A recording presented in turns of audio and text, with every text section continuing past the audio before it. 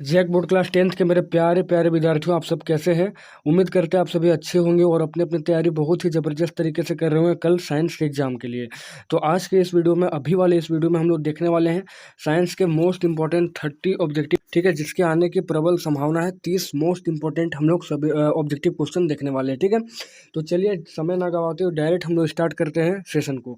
देखिए, सबसे पहला सवाल आपको पूछा गया है। सबसे पहला सवाल यहाँ पर बोला गया है कि समतल दर्पण द्वारा बना प्रतिबिंब हमेशा कैसा होता है। समतल दर्पण द्वारा बना प्रतिबिंब हमेशा कैसा होता है। तो दोस्तों, ऑप्शन है आपका वास्तविक, आभासी प्लस सीधा, वास्तविक प्लस उल्टा, और फिर है आभासी प्लस उल्टा, ठीक है। तो आपका हो जाएगा कि समतल दर्पण द्वारा बना प्रतिबिंब हमेशा क्या होता है, आभासी प्लस सीधा होता है। ऑप्शन नंबर बी सही जवाब हो जाएगा। फिर आगे बोला गया गोलीय दर्पण की चौड़ाई को। देखिए, ये हुआ गोलीय दर्पण, ठीक है, और यहाँ से लेके पूरा यहाँ तक का चौड़ाई, इसको क्या कहते हैं, तो गोलीय दर्पण की चौड़ाई जो होती है उसको द्वारक कहा जाता है, द्वारक कहा जाता है। फिर आगे बोला गया जब प्रकाश विरल माध्यम से सघन माध्यम में तिरछा होकर जाता है, ठीक है, तब आपतन कोण आई और अपवर्तन कोण आर में क्या संबंध होता है। आपको पता है कि आपतन कोण बराबर साइन आई बराबर साइन आर या साइन आई बट्टे साइन आर होता है।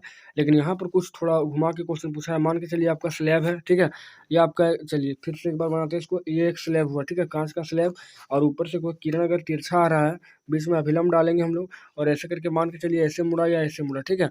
विरल से सघन में जा रहा है, विरल से सघन में जा रहा है ना, एक सेकेंड। देखिए, विरल से आपका सघन में आ रहा है, यहाँ तो आपका अभिलंब हो जाएगा, और विरल से सघन में आ रहा है, इसका मतलब अभिलंब की और मुड़ेगा। तो यहाँ पर देखिए, जैसे इसको बनाएंगे तो एक कोण यहाँ बनेगा और एक कोण बनेगा यहाँ पे मेरा, ठीक है। तो यह होगा आई, और ये होगा आपका, यह हो जाएगा आपका माने आपतन कोण होगा और ये अपवर्तन कोण होगा। तो ये क्या होगा, अपवर्तन कोण ज़्यादा होगा, ठीक है। तो कोण आई, और आई मतलब आर से आपका बड़ा होगा आई, ठीक है। ऑप्शन नंबर आपका बी यहाँ पर सही जवाब हो जाएगा। फिर नेक्स्ट है आँख के रंगीन भाग को क्या कहते हैं। तो आँख के रंगीन भाग को आइरिस या परितारिका भी कहा जाता है, आइरिस या परितारिका।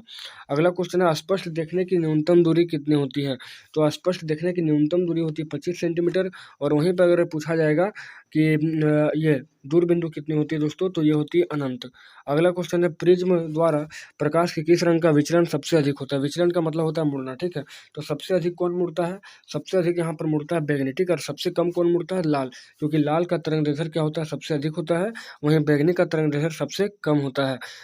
उसके बाद अगला क्वेश्चन है ओम किसका ऐसा ही मात्रक है, ठीक है। ओम जो इस प्रकार से हम लोग लिखते हैं ओम, ठीक है। तो ओम जो है, ओम किस जर्मन जर्मन भौतिक विज्ञानी थे, जॉर्ज साइमन ओम, तो उनके नाम पर यह था, ठीक है। तो बोला गया ओम किसका ऐसा ही मात्रक है, तो ओम जो है प्रतिरोध का ऐसा ही मात्रक होता है, प्रतिरोध को। अब प्रतिरोध को हम लोग ऐसे दिखाते हैं, ये एक रुकावट का साइन होता है।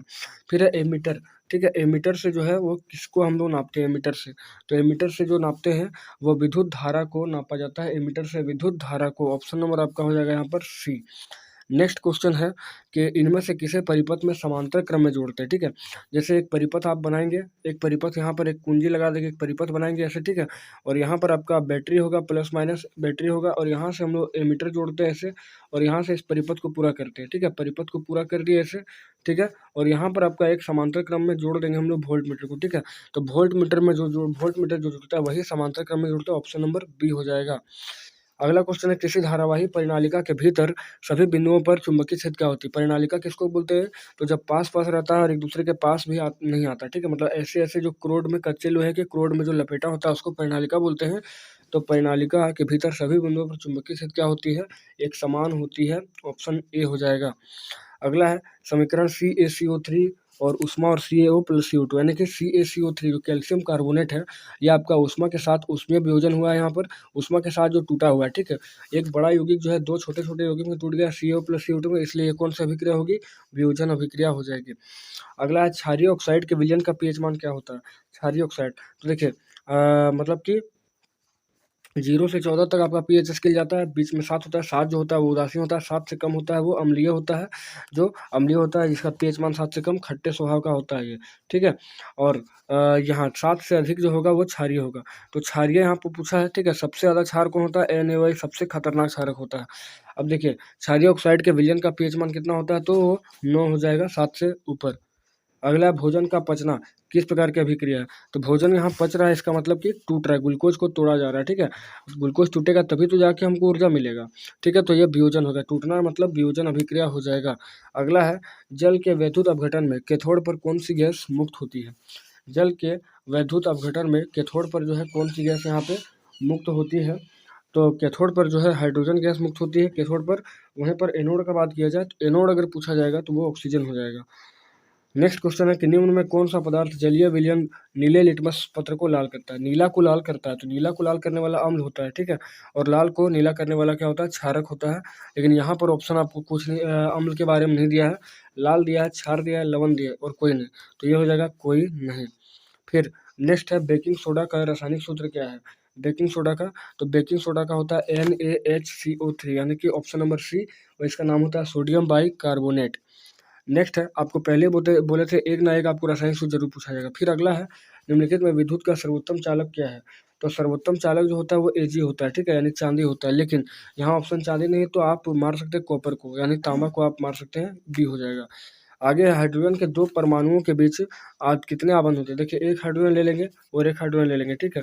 इसका एक इलेक्ट्रॉन होता है, इसका भी इलेक्ट्रॉन, दोनों के बीच एक एक इलेक्ट्रॉन का साझेदारी हुआ है, इसलिए हम लोग बोलेंगे इसको एकल सहसंयोजक बंधन बोलते हैं।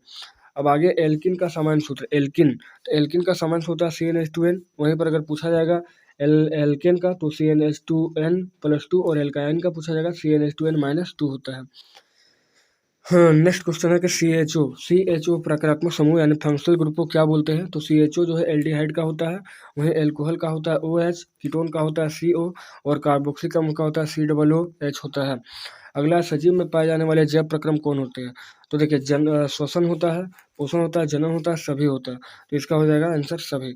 नेक्स्ट है निम्न में किसे पौधे का प्रकाश संश्लेषी इकाई कहते हैं। प्रकाश संश्लेषी इकाई, ठीक है, वर्ड को आप पकड़िएगा, इकाई दिया हुआ है, अंगक दिया हुआ है, तो अंगक यहाँ पर कौन हो जाएगा, क्लोरोफिल हो जाएगा, पर्णहरित। क्लोरोप्लास्ट आपका खाली अंग होता है लेकिन अंगक नहीं होता ये। आगे बोला गया आयोडीन घोल की कुछ बूंदें चावल के पानी में डाली गई है, चावल का पानी नीले काले रंग का हो गया। इससे पता चलता है कि चावल के पानी में क्या था, तो चावल के पानी में यहाँ पर स्टार्च था यानी मंड था। आगे है इनमें से कौन पादप हार्मोन है। तो पादप हार्मोन देखिए आपको इंसुलिन दिया ऑप्शन, इंसुलिन, एड्रेनलिन, थायरोक्सिन, ये सब तो जंतु हार्मोन है, यानी कि हम लोग यानी कि जंतु हार्मोन है। लेकिन साइटोकाइनिन क्या हो जाएगा, पादप हार्मोन। और कुल मिलाकर 5 पादप हार्मोन होते हैं, ठीक है। पाँचों का नाम आपको कमेंट सेक्शन में बताना है। फिर आगे है मनुष्य के मस्तिष्क का औसत भार क्या होता है। तो मनुष्य के मस्तिष्क का औसत भार लगभग आपका 1.5 kg के आसपास, 1.5 kg के आसपास होता है। फिर आगे शरीर की भंगिमा और संतुलन का नियंत्रण कौन करता है। तो ये करता है दोस्तों अनुमस्तिष्क, ठीक है। अनुमस्तिष्क जो होता है वो आपका पश्च मस्तिष्क का भाग होता है, पश्च मस्तिष्क का। और अनुमस्तिष्क को सेरिबेलम भी कहते हैं, और अगर सेरिबेलम को हटा दिया जाएगा तो सामान्य जो गतियाँ होगी वो खत्म हो जाएगी, ठीक है। सेरिबेलम बड़ा इंपॉर्टेंट होता है, इसलिए इसका नाम भी पड़ा अनुमस्तिष्क यानी कि छोटा मस्तिष्क। आगे बोला गया एड्स किसके कारण होता है। एड्स जो है वो किसके कारण होता है। तो एड्स जो आपका है यहाँ पे विषाणु यानी कि वायरस, HIV वायरस की वजह से होता है। फिर आगे वायरस संचरित रोग यहाँ पर क्या है। तो सर्विक्स कार्सिनोमा, हर्पिस, एड्स और सभी, तो यहाँ पर हो जाएगा सभी। फिर आगे है मानव में अलिंग गुणसूत्र यानी कि ऑटोसोम की संख्या कितनी होती है। तो ऑटोसोम जो होती है वो 22 जोड़ी होती है। वहीं पर अगर बात किया जाए ये क्रोमोसोम का, तो वो 1 जोड़ी होता है, ठीक है, यानी कि 2 पीस होता है, और यहाँ पर 44 पीस होता है। टोटल आपका 23 जोड़ी गुणसूत्र पाया जाता है सब मिला जुला के, तो आपका हो जाएगा यहाँ पे 22 जोड़ी। और नेक्स्ट क्वेश्चन होगा और अंतिम सवाल होगा इस वीडियो का कि प्राथमिक उपभोक्ता क्या कहलाते हैं। प्राथमिक उपभोक्ता, तो प्राथमिक उपभोक्ता जो है वो शाकाहारी कहलाता है, शाकाहारी कहलाता है। तो ये रहा आपका मोस्ट इंपॉर्टेंट कुछ वायरल ऑब्जेक्टिव क्वेश्चन जो कल आने की संभावना है इसकी, ठीक है। बहुत ही इंपॉर्टेंट क्वेश्चन है यहाँ पर, तो एक बार बढ़िया से इसको रिवीजन कर लेना है सबको, ठीक है। और देखते हैं कि यहाँ से कुछ सवाल बनता है या नहीं बनता। चलिए, बहुत ही उम्मीद के साथ ये वीडियो को रिकॉर्ड किया गया है, तो चलिए मिलते हैं आपसे एक नए और नेक्स्ट वीडियो में आंसर की के साथ। उसके बाद आपको सोशल साइंस का धमाकेदार तैयारी भी कराया जाएगा इस चैनल पे। तो चलिए मिलते हैं नेक्स्ट वीडियो में।